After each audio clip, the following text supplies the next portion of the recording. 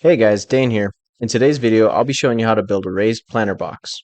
My goal for this video was to spend as little money as possible while still making it functional and avoid creating an eyesore. I'll drop a link in the description for any tools used throughout the video that you may need. I'm a looking man. For the walls of the box, I used 3 8-foot 2x8 inch boards and cut them into 4 3-foot pieces and 4 2-foot pieces. I always like to check and make sure each board is cut evenly. And don't worry, whenever using the saw, my son was wearing earmuffs. Next, I screwed the boards together using 2.5-inch exterior wood screws. The method I initially used by stacking the boards on top of each other made this more difficult than it needed to be. Then I remembered I had a set of large clamps that made connecting the second set much easier. This 1/2-inch board came with a previous furniture purchase. It was the perfect size, and I'm glad I hung on to it, saving me money and time that would have been spent cutting a larger board with a circular saw. I then used the circular saw again to cut out the corners where the legs would go.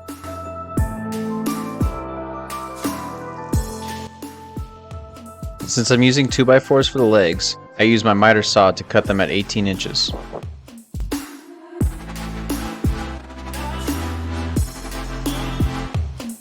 I then made a mark 6 inches up on each leg as a guide for where they'll be drilled in, lifting the box 6 inches off the ground. Using a smaller clamp and 2.5-inch screws again, I drilled 2 screws into the bottom and 1 into the top.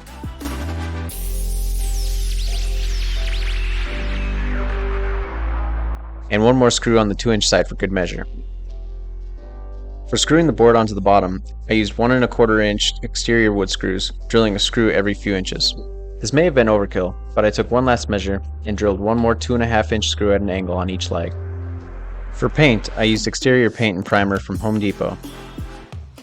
While you watch me paint, why not hit that like button and subscribe to my channel? My videos are all about DIYing and saving money where possible. I know my projects aren't perfect, and I don't claim to be a professional. Each project is a learning experience for me, so I really appreciate you taking the time and learning with me.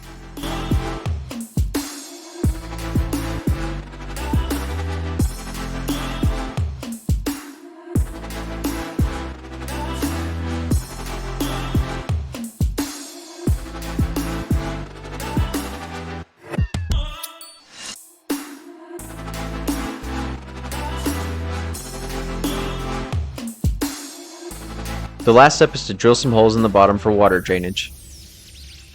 Well guys, thank you so much for watching. If you have any questions or suggestions, be sure to drop them in the comments.